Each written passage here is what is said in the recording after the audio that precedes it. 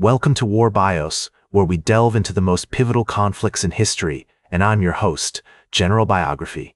Today, we're going to explore one of the most daring and decisive battles of the 20th century, the Battle of Inchon. This audacious amphibious assault, led by General Douglas MacArthur, would turn the tide of the Korean War and cement its place in the annals of military history. The stage for Inchon was set in the aftermath of World War II as the world struggled to redefine itself amidst the ruins of global conflict. The Korean peninsula, once a single nation, found itself divided along the 38th parallel, with the Soviet-backed Democratic People's Republic of Korea to the north and the United States, supported Republic of Korea to the south. This division was more than just a geographical split. It represented a deep ideological chasm between communism and democracy. As tensions escalated, North Korean forces, backed by China and the Soviet Union, launched a surprise attack on South Korea in June 1950, aiming to reunify the peninsula under communist rule. The United Nations, led by the United States, responded swiftly with military intervention, but initial efforts were marked by retreats and defensive battles as UN forces struggled to hold back the North Korean tide.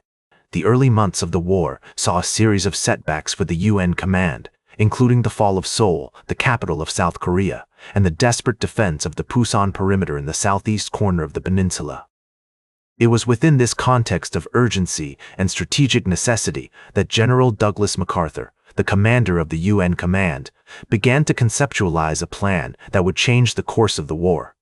MacArthur, known for his tactical genius and unwavering confidence, envisioned an amphibious assault behind enemy lines, aiming to cut off North Korean supply lines and encircle their forces. The location he chose was Inchon, a port city on the west coast of Korea, about 25 miles from Seoul. Inchon presented a daunting challenge due to its tidal patterns, which would leave invading troops exposed during low tide, and its heavily fortified defenses. Despite these challenges, MacArthur remained resolute in his belief that an assault on Inchon could be the key to turning the war around. He faced significant opposition from other military leaders and strategists, who preferred a more conventional approach of gradually pushing the North Koreans back from the Pusan perimeter. However, MacArthur's conviction eventually won out, paving the way for one of the most daring military operations in history. As plans for the invasion of Inchon took shape, the UN command began to assemble the necessary forces. The X-Corps, led by Major General Edward Almond, would be the primary assault force, supported by a naval task force under Vice Admiral Arthur Strubble. The operation required meticulous planning, taking into account not just the military challenges, but also the logistical and political implications of such a bold move. The troops destined for Inchon underwent intensive training, preparing for the unique conditions they would face, from navigating treacherous tidal flats to overcoming heavily fortified positions. Meanwhile, a deception plan was put in place to convince the North Koreans that the main attack would come at the Pusan perimeter or possibly at Kunsan, further down the coast. As the day of the assault approached, anticipation and tension mounted among the troops and commanders. The success of the operation was far from certain, and the stakes were incredibly high. The world watched anxiously as the UN command prepared to launch a gamble that could either save South Korea or lead to a disastrous defeat. With the stage set for this pivotal battle, the men of the X-Corps and their naval counterparts stood ready, poised on the threshold of history. They were about to embark on a mission that would test their courage, tactical prowess, and endurance in one of the most complex and daring military operations ever conceived. The outcome was far from certain, but one thing was clear. The Battle of Inchon would be a turning point in the Korean War, and its legacy would resonate through the annals of military history for generations to come. In the days leading up to the invasion, General MacArthur's resolve never wavered, despite the myriad challenges and uncertainties that lay ahead. His strategic vision, combined with the bravery and skill of the troops under his command, was about to be put to the ultimate test. The fate of South Korea and the future of the Korean peninsula hung in the balance as the world held its breath in anticipation of the battle that would soon unfold on the shores of Inchon. MacArthur's plan was not just a military operation. It was a high-stakes gamble that could either win the war or lead to catastrophic consequences. The North Korean army, though battered and bruised, still maintained a significant presence on the peninsula, and their defenses at Inchon were formidable. The UN command, on the other hand, had assembled a formidable force, with the X-Corps at its core. The troops were well-trained, well-equipped, and highly motivated, but they faced a daunting task. The amphibious assault would require precision, speed, and coordination, as well as a healthy dose of luck. As the dawn of September 15, 1950 broke over the horizon, casting a golden glow over the calm waters of the Yellow Sea, the UN Command's Naval Task Force, under Vice Admiral Arthur Struble, began its approach to Inchon. The armada, comprising over 260 ships and landing craft, formed a majestic sight as it navigated through the narrow channel leading to the port city. The sound of diesel engines and the creaking of wooden hulls filled the air, accompanied by the distant rumble of naval gunfire and the occasional burst of rocket fire. Meanwhile, the X-Corps, led by Major General Edward Almond, prepared to disembark from their transport vessels and launch the amphibious assault, their faces set with determination as they contemplated the daunting task ahead. At 0630 hours, the naval bombardment commenced, with cruisers, destroyers, and rocket ships unleashing a barrage of fire against the North Korean defenses. The explosions rocked the shore, sending plumes of smoke and dust into the air as the UN forces sought to soften up the enemy positions. The thunderous cacophony of gunfire and explosions was punctuated by the staccato bursts of machine gun fire from the North Korean defenders, who returned fire with a ferocity that belied their numerical inferiority.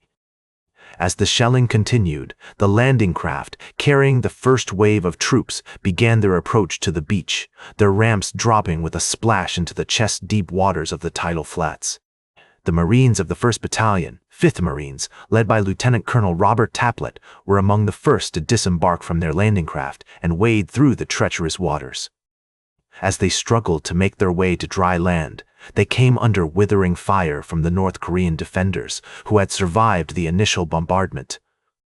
The Marines, weighed down by their heavy packs and equipment, pushed forward with grim determination, using their rifles and machine guns to try and suppress the enemy fire. The air was filled with the cries of the wounded, the scent of smoke and sweat hanging heavy over the battlefield. One of the most significant challenges facing the UN forces was the formidable Wolmido Island, which dominated the entrance to Incheon Harbor. The island was heavily fortified with artillery, machine guns, and infantry, making it a crucial objective for the X-Corps. At DO 715 hours, a battalion of Marines, supported by naval gunfire and airstrikes, launched a bold assault on the island.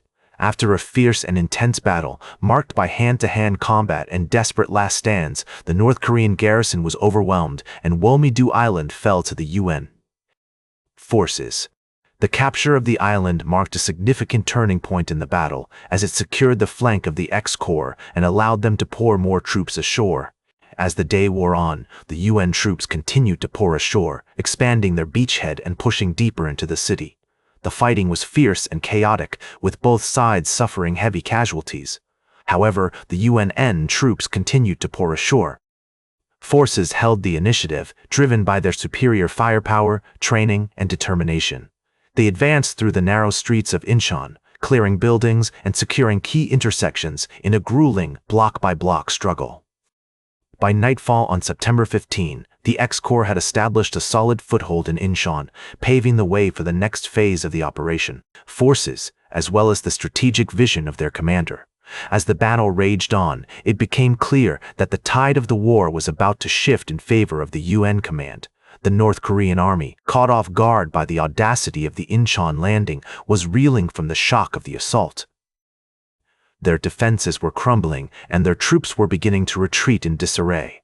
As the UN forces consolidated their gains in Inchon, they began to push inland, linking up with the US 8th Army, which had been fighting its way out of the Pusan perimeter. The North Korean army, caught between the two advancing forces, was rapidly disintegrating, its once formidable ranks now reduced to scattered pockets of desperate soldiers. On September 25, the UN forces recaptured Seoul, the capital city of South Korea, In a fierce and bloody battle that raged through the streets, with buildings ablaze and the sound of gunfire echoing off the walls, the retreating North Korean troops left behind a trail of destruction and chaos, but the UN forces were undeterred, driven by their momentum and determination to liberate the city from communist control. As they advanced, they encountered scenes of unimaginable devastation, homes reduced to rubble, civilians caught in the crossfire, and the stench of death hanging heavy in the air. Yet, despite the horrors they witnessed, the UN forces pressed on, fueled by their conviction that they were fighting for a just cause.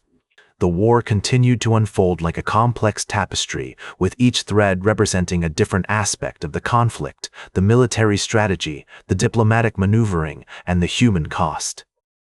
As the Battle of Inchon proved to be a decisive turning point, the North Korean army's inability to respond effectively had given the UN forces a crucial advantage. In the words of General Omar Bradley, the Inchon landing was a brilliant operation, one that will be studied by military historians for generations to come. The battle marked a significant shift in the balance of power on the Korean peninsula, as the UN forces began to push the North Koreans back towards the 38th parallel. The UN forces, comprising soldiers from different nations and backgrounds, had come together to achieve a common goal, demonstrating that even in the face of overwhelming odds, unity and determination can lead to victory. General Douglas MacArthur, the mastermind behind the Inchon landing, had once said, "There is no security in life, only opportunity." The UN forces who fought at Inchon seized that opportunity, and their bravery and sacrifice will never be forgotten. In the months and years that followed, the Battle of Inchon would become a legendary example of military strategy and planning, studied by scholars and strategists around the world. It was hailed as one of the greatest amphibious assaults in history, and its impact on the outcome of the Korean War was undeniable. The battle had shown that, even in the face of overwhelming odds, a well-planned and executed operation could turn the tide of war. As military historians and strategists continue to analyze the battle, they are reminded of the importance of strategic planning, coordination, and bold thinking in military operations. That's all for today's War Bios. Remember to like, share, and subscribe, and until next time, I'm General Biography reminding you to keep marching toward victory.